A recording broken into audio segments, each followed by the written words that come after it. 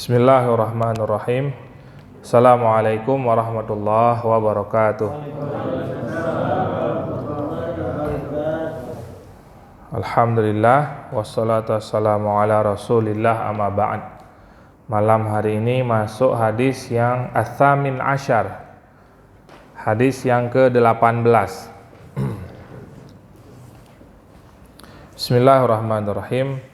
An Abi Dzar Jundub bin Junadah wa Abi Abdurrahman Mu'adz bin Jabal radhiyallahu anhuma an Rasulillah sallallahu alaihi wasallam qala. Dari Abi Dzar dan juga Jundub ya. Jundub bin Junadah. An Abi Dzar Jundub bin Junadah wa Abi Abdurrahman, berarti dari Abi Dzar dan juga Abi Abdurrahman. Beliau menyampaikan bahwasanya Rasulullah bersabda, ittaqillaha haitsuma kunta. Ittaqillah adalah fi'lul amr. Fi'lul amr itu kalimat perintah, Pak. Ittaqillah, bertakwalah ya, bertakwalah kepada Allah haitsuma, dimanapun kamu berada. Maka ketika kita bicara tentang iman, nggak bisa kita bicara begini, saya nyamannya di masjid sini aja, yang lain nggak enak. Nah, itu nggak boleh. Karena apa? Perintah dalam ibadah itu haitsuma kunta, dimanapun kita berada. Mau di sini, karena kalau orang masih milih-milih ya, kalau bukan masjid ini saya nggak cocok gitu. Pas nanti dalam perjalanan ketemu masjid di jalan, saya nggak cocok masjid di sini, nggak sama. Berarti apa? Ketakwaan kita masih berlandaskan di mana kita berada. Sedangkan Nabi sendiri mengatakan kalau kita bicara takwa, artinya kan bicara kualitas ibadah, Pak ya. Dimanapun kita berada, ya mestinya sama. Di sini kita bisa berjamaah tadarusan gitu ya. Maksudnya dalam Ramadan punya target. Nanti ketika pulang kampung, Pak, wah kampung nggak ada jamaah nih, terus hilang gitu ya. Nah ini namanya apa? Iman kita masih bergantung dengan orang. Boleh nggak sebenarnya? Sebenarnya nggak masalah, motivasi boleh. Tapi jangan sampai loss, Pak. Apa loss? Nggak sama sekali gitu, nggak sama sekali. Kalau bukan di sana pokoknya saya nggak cocok gitu. Nah, karena dimanapun kita berada, yang namanya taat ya tetap wajib kita laksanakan. Kan kita sholat bukan hanya karena tinggal di sini aja kan. Mau kita dalam perjalanan, mau kita pulang kampung, ya perintah sholat ya tetap sholat. Jadi jangan, karena tolak ukurnya gini Pak, kalau kita dimanapun berada nyaman beribadah, berarti apa? Ibadah yang sudah kita lakukan ini tidak lagi bergantung dengan sesuatu itu. Memang semuanya udah sama Allah aja. Mau di sini kita nyaman, mau di sana kita nyaman, di mana-mana kita nyaman. Pokoknya kalau udah ada panggilan sholat, ada ajakan untuk kajian atau taklim gitu ya, hadir. Kalau kita nggak ada uzur yang syar'i gitu ya, udah hadirlah. Karena pastinya di majelis tersebut pasti ada 1-2 hal yang bisa kita dapatkan. Ittaqillaha haitsuma kunta wadbi'is sayyi'atal hasanata tamhuha. Nah, ini dia. Nah, ya. Kalau bahasa ketua apa? Kita ini preman-preman insaf nih. Ya, boleh enggak begitu? Ya memang harusnya begitu.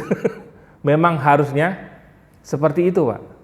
Artinya kejelekan yang dulu pernah kita lakukan, kalau kita pingin itu hilang, maka harus dibarengi dengan kebaikan.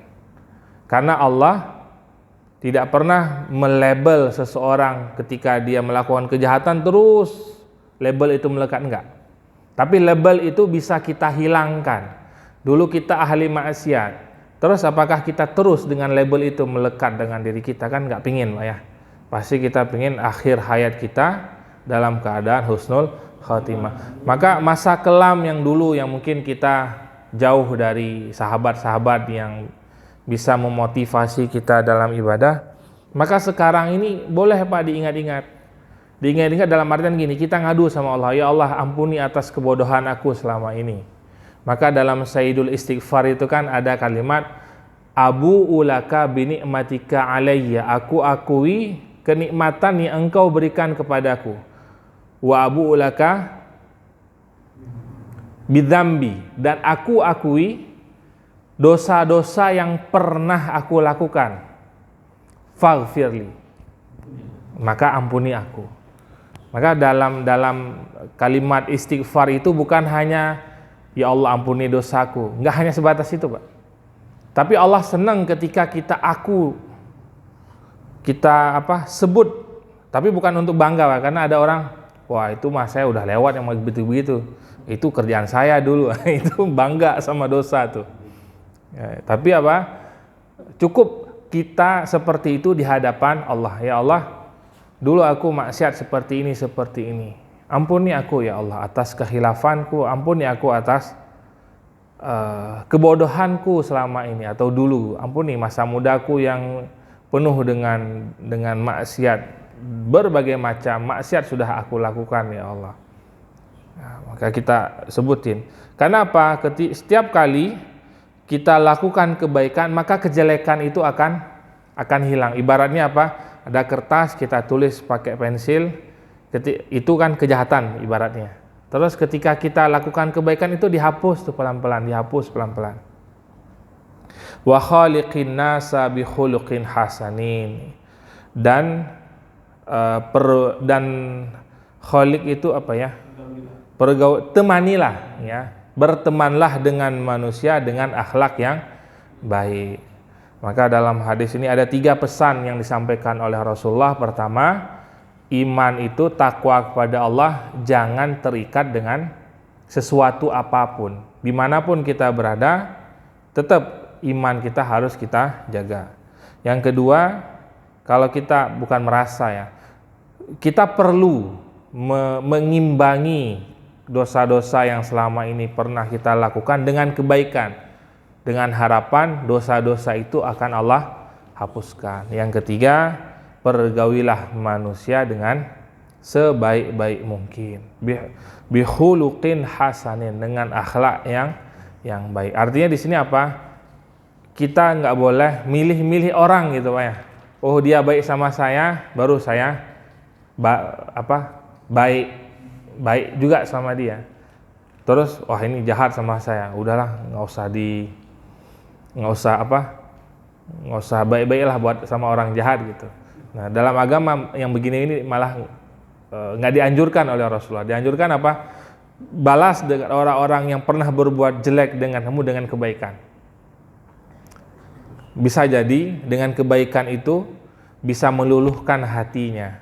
Karena yang pastinya kalau jahat dibalas jahat mungkin luluh hati orang Pak. Pernah nggak ada cerita orang yang pernah dijahatin terus kita jahatin balik terus baik sama kita? Nggak bakalan ketemu Pak ya. Kalau dibalas-balasan kan nggak pernah ketemu. Perang. Ya, maka kapan ketemu? Ketika kita mengalah sedikit tapi untuk mendapatkan yang jauh lebih besar pahala dari Allah Subhanahu wa taala. Wallahu a'lam bishawab. Assalamualaikum warahmatullahi wabarakatuh.